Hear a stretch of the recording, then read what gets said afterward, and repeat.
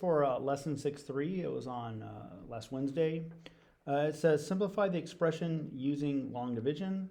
We're not going to use long division. We're just going to divide the top polynomial by 3x here. And so if you don't remember, what we did is we split this problem into two fractions. And then we just simplified from there. So like for example, 12 over 3 is 4. And then I have two x's on top and one x on the bottom. When I divide by the x on the bottom here, it cancels out one of the x terms on top. So I'm left with just 4x. And then what's negative 6 over 3? That's negative 2. And then the x's cancel out. And I have 4x minus 2 as my answer. And you can always check your answer by multiplying what you divided by your answer. And it should get you back to your original polynomial that's on the top here, this numerator, right? So 3 times 4 is 12, and then x times x is x squared, and then 3 times negative 2 is negative 6, and then between these two we have 1x, and so we get back to 12x squared minus 6x, and that matches.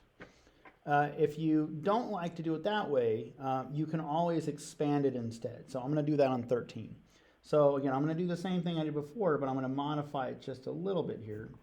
So since I have 4 terms on this top polynomial, I'm going to have, 3 terms on the top polynomial, I'm going to have 3 fractions down below. And keep in mind, since I have a negative 16x here, the negative here, that negative is going to go down with this fraction, with this plus 9 over 2x.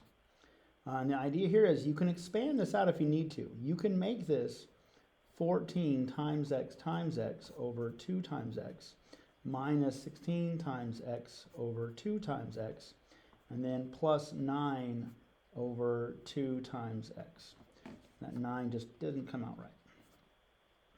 And if you want to, you can start, eliminating one thing at a time here, right? So 14 over 2 becomes 7 in Desmos, and then one of those x's is going to cancel out, but I'm still left with 1x on top, so that's going to become 7x. Negative 16 over 2 becomes just negative 8. Notice those x's cancel out, so it's still going to be just negative 8 here. There's no variable. And then 9 over 2, you can simplify this down if you want to make it like 4.5. But that x is still in the denominator, and that goes on the bottom. Alternatively, you could have 7x minus 8 plus, and just leave it as 9 over 2x. If you want to keep it as a fraction. And as like a little clue here, this is how you're going to see it on the test. They're not going to reduce it down to a decimal. I believe they keep it as a fraction. And so hopefully this helps you understand how to divide polynomial by a monomial.